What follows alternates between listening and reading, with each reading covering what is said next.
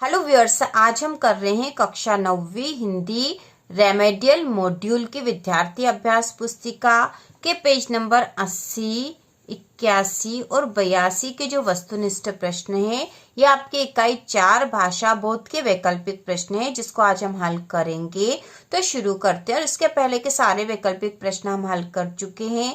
यदि आपने नहीं देखे हैं तो चैनल की प्लेलिस्ट पर देख लीजिए। इसके साथ ही एक वाक्य वाले और लघु उत्तरीय प्रश्नों का हल भी अब आने वाला है। तो प्रश्न उचित विकल्प के सामने सही चुनकर लिखिए। इसका पहला प्रश्न है, दो वर्णों के मेल से होने वाले परिवर्तन को कहते हैं। तो इसका उत्तर होगा संधि। दो वर्णों के मेल से जो परिवर्तन होता है उसे संधि कहते हैं। दूसरा है, संधि के प्रकार होते हैं। तो इसका उत्तर होगा 3। संधि के 3 प्रकार होते हैं, स्वर संधि, व्यंजन संधि और विसर्ग संधि।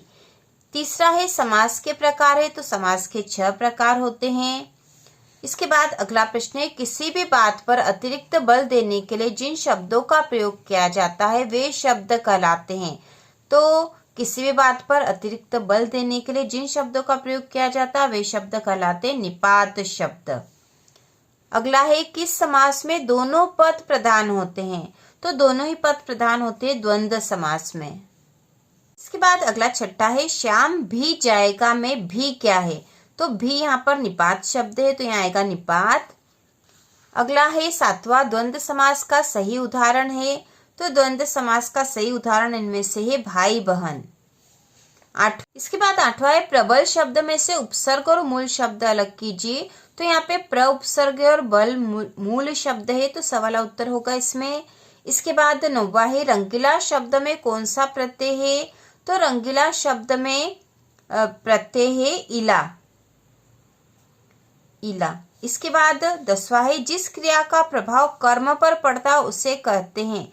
तो जिस क्रिया का प्रभाव कर्म पर पड़ता उसे सकर्मक क्रिया कहते हैं। ठीक है, सकर्मक क्रिया। 11वां है, नेत्र का पर्यायवाची शब्द है। तो नेत्र का पर्यायवाची शब्द है आंख। इसके बाद 12वां है, शब्दों के सार्थक योग को कहते हैं। तो शब्दों के सार्थक योग को कहते हैं वाक्य। इसके बाद है, पंचतंत्र में कौन सा समास है। तो पंचतंत्र में है द्विगु समास। और 14 नंबर पे, बच्चिया के ताऊ मुहावरे का अर्थ है। बच्चिया के ताऊ मुहावरे का अर्थ है। तो यहाँ पे जो दे रखे इसमें इसका अर्थ है मूर्ख व्यक्ति। बच्चिया के ताऊ मुहावरे का अर्थ है मूर्ख व्यक्ति। इसके बाद 15 नंबर पे है, सद्गुण शब्द में उपसर्ग है। तो सद्गुण शब्द में उपसर्ग है सत।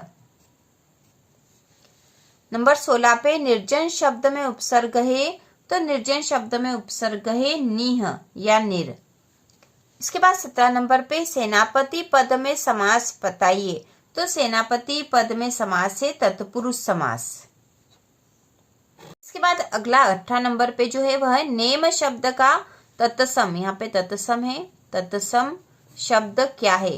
तो नेम शब्द का तत्सम शब्द है नियम। इसके बाद 19 पे, शब्द के अंत में जुड़कर उसका अर्थ परिवर्तित करने वाले शब्दांश कहलाते हैं। तो ये शब्दांश होते हैं प्रत्यय। इसके बाद है, मुंह की खाना का अर्थ है। तो मुंह की खाना का अर्थ है हार मानना। ठीक है, हार मानना।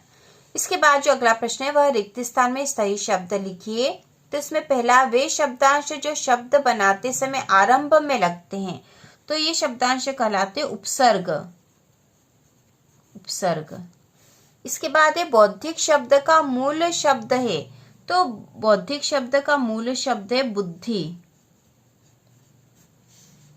तीसरा है, उपहार शब्द में उपसर्ग है।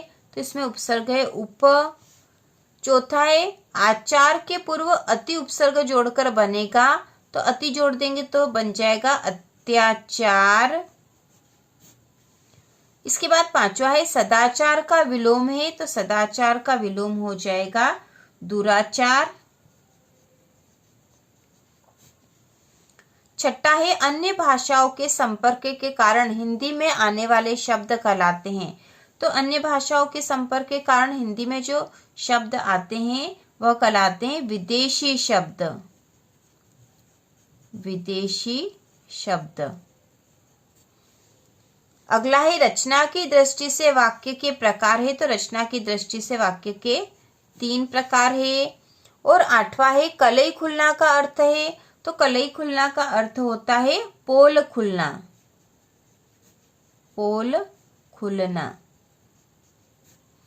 इसके बाद एक कमाई में प्रत्यय है, तो कमाई में प्रत्यय है आई। और 10वां है अनंत का विलोम है, तो अनंत का विलोम है अंत। तो इस प्रकार से रिक्त स्थान भरे जाएंगे। इसके बाद है सही जोड़ी बनाकर लिखिए। तो इसमें खंड अ है रातों रात, निरोग, शत्रु का विलोम, विष का पर्यायवाची और रात का तत्सम। और ब में है जहर, मित्र, रात्रि, विसर्ग संधि और रात ही रात में। तो रातों रात इसकी जोड़ी बनेगी रात ही रात में। आपको जिसके सामने जो सही है उस तरह से जोड़ी बनानी है। तो पहले की जोड़ी यहाँ पर इससे बनेगी।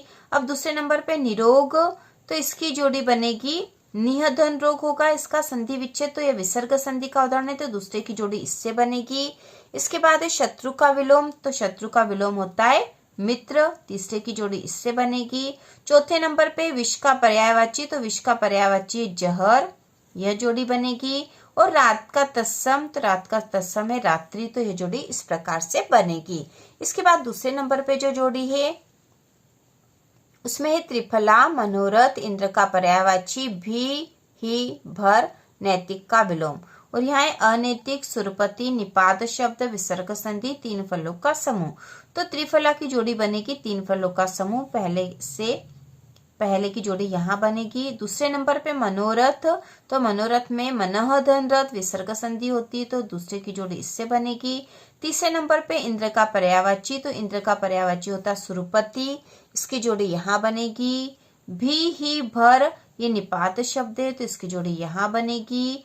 और नैतिक का विलोम है अनैतिक, तो 5वें नंबर की जोड़ी यहाँ बनेगी। तो इस प्रकार से आपकी जोड़ी बन जाएगी। और आपको जिसके सामने जो सही है वह लिखना है आंसर में। जो एक और जोड़ी वह पेज नंबर 83 पे दे रखी, यह भी हम हल करेंगे। तो यहाँ दे रखा ग्राम का तद्भव, रचना के आधार पर वाक्य, सोटा, लोटा, डिबिया, अफसर, ड्राइवर, टिफिन, भूमि। और खंड ब है धरा, देश शब्द, विदेशी शब्द, 3 और गांव। तो ग्राम का तद्भव है गांव, पहले की जोड़ी इससे बनेगी। रचना के आधार पर वाक्य 3 प्रकार के होते हैं, ठीक। दूसरे की इससे जोड़ी बनेगी, ठीक है, रचना के आधार पर इसकी जोड़ी यहाँ बनेगी दूसरे की।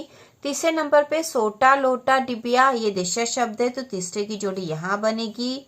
और अफसर, ड्राइवर, टिफिन, ये विदेशी शब्द है, तो चौथे की जोड़ी यहाँ बनेगी। 5वें नंबर पे भूमि है, तो इसकी जोड़ी इससे बनेगी धरा से। तो इस प्रकार से जोड़ियां बनेगी पेज नंबर 83 की। इसके बाद एक वाक्य में उत्तर लिखिए वाले शब्द हम अगले वीडियो में करेंगे। तो इसी प्रकार के और वीडियो देखने के लिए कक्षा 9वीं की संपूर्ण तैयारी के लिए चैनल को सब्सक्राइब कीजिए।